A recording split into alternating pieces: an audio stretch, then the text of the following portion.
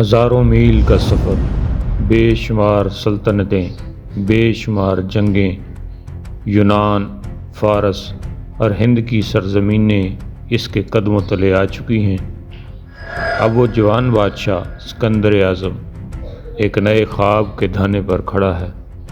اس کے سامنے ہے مشرق وسطیٰ، وہ خطہ جہاں طاقت، ایمان اور تقدیر ٹکرانے والی ہے۔ رات کے سناٹے میں اسکندر اپنے خیمے کے باہر کھڑا آسمان کو دیکھتا ہے، جہاں ستارے گویا اس کے اگلے معرکے کی پیشن گوئی کر رہے ہیں۔ اس کے سپاہی تھکے نہیں، اس کے خواب رکے نہیں۔ دنیا اس کے لیے بس ایک نقشہ ہے اور ہر سرحد اس کی اگلی فتح۔ لیکن اس بار مقابلہ صرف تلواروں کا نہیں، عقائد اور عزائم کا ہے۔ کیا اسکندر اپنی آخری مہم میں بھی فتح یاب ہوگا، یا مشرق وسطیٰ اس کے غرور کی آخری منزل بن جائے گا؟ یہ وہ لمحہ ہے جہاں ایک بادشاہ اور تقدیر آمنے سامنے ہیں۔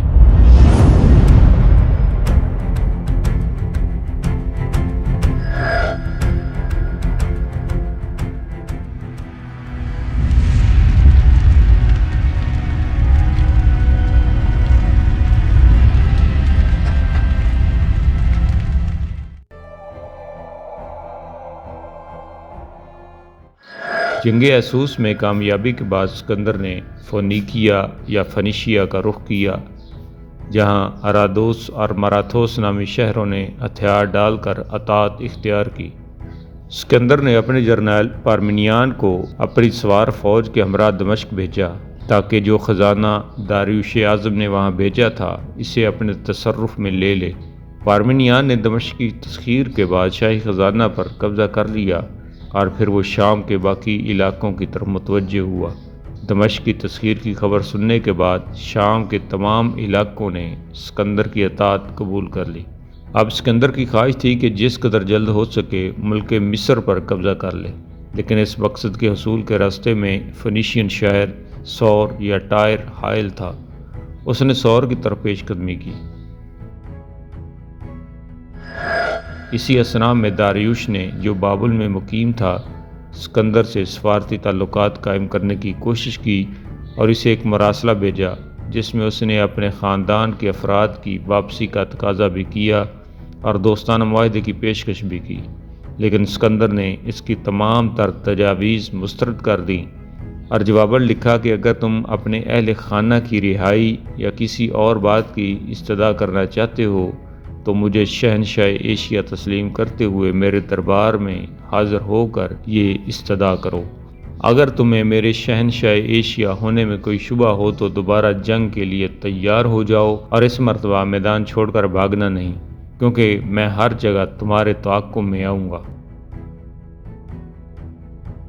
دوسری طرف اہل سور نے یہ کہلایا کہ وہ اسکندر کی اطاعت پر رضامند ہیں، مگر بعد میں اس کے باشندوں کو اس خیال خام نے آ گھیرا کہ وہ شاید اسکندر کو نیچا دکھانے کے اہل ہیں۔ جب اسکندر نے اہل سور کو یہ پیغام بھیجا کہ وہ جد امجد ہرکیولیس یا ہیراکل کے نام پر قربانی کرنے کی غرض سے شہر میں آنا چاہتا ہے، تو انہوں نے جواب دیا کہ چونکہ اہل سور غیر جانبدار ہیں اور انہوں نے پہلے ایران کو بھی شہر میں آنے نہیں دیا، اس لیے اب وہ اہل یونان کو بھی شہر میں داخل ہونے کی اجازت نہیں دیں گے۔ یہ جواب پا کر اسکندر نے شہر کا محاصرہ کر لیا۔ جب محاصرے نے طول پکڑا تو اسکندر اعظم کے انجینئروں نے سور کی فصیل کے ساتھ سمندر کی تہہ سے اٹھا کر ایک بہت بڑی مچان تعمیر کی۔ ادھر اسکندر 260 جہازوں کا ایک بحری بیڑا فراہم کرنے میں کامیاب ہو گیا۔ ان جہازوں کے ذریعے شہر کی مکمل ناکہ بندی کر دی گئی اور دیوار شکن مشینوں سے فصیل میں شگاف کر کے بالآخر اسکندر شہر فتح کرنے میں کامیاب ہو گیا۔ شہر میں داخل ہوتے ہوئے اسکندر نے قتل عام کا حکم دے دیا۔ اس حکم کی تعمیل میں 8000 شہری قتل ہوئے اور پلوٹارک کے مطابق 13000 انسان غلام بنا کر فروخت کر دیے گئے۔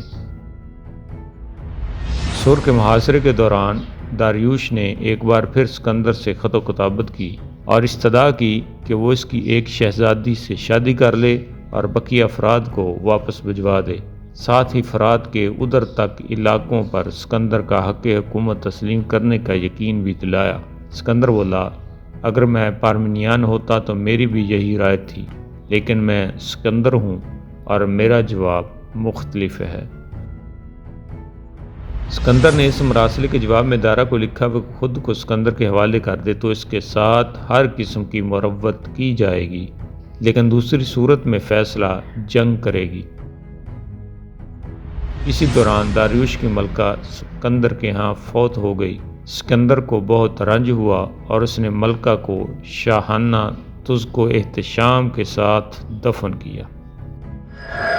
اب اسکندر سور سے نکل کر غزہ کی طرف بڑھا۔ غزہ سور سے تقریباً 150 میل کے فاصلے پر تھا۔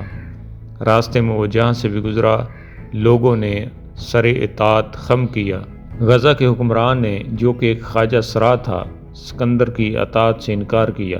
اسکندر نے محاصرے کے بعد شہر کو فتح کر لیا اور حاکم شہر کی سرکشی کا شدید انتقام لیا اور اسے شہر کی فصیل پر گھوڑا گاڑی کے پیچھے بدھوا کر کھنچوایا۔ اس شہر سے اسکندر کے ہاتھ بہت سے قدیم خزانے لگے۔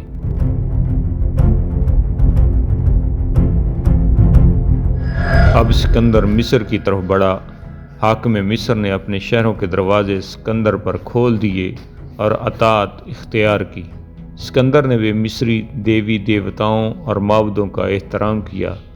دارالحکومت منفس میں اسکندر نے مصری معبودوں کے نام پر قربانی کی، مگر ساتھ ہی یونانی دیوتاؤں کے اعزاز میں ورزش اور موسیقی کے مقابلے کا انعقاد کیا۔ مصر میں اپنی آمد کی یاد میں اسکندر نے ایک نیا شہر آباد کیا جو آج بھی اسکندریہ کے نام سے موسوم ہے۔ اسکندر ایک مصری کو اپنی حکومت کا نمائندہ مقرر کر کے خود واپس سور آ گیا۔ اب اس نے اندرون ایران تک پہنچنے کی تیاریوں کا آغاز کیا۔ ادھر داریوش نے بھی اسکندر کی طرف سے مصالحت کی تمام کوششوں کو مسترد کر دینے کے بعد وسیع پیمانے پر جنگی تیاریوں کا آغاز کیا اور پوری مملکت کے وسائل جنگی تیاریوں میں جھونک دیے۔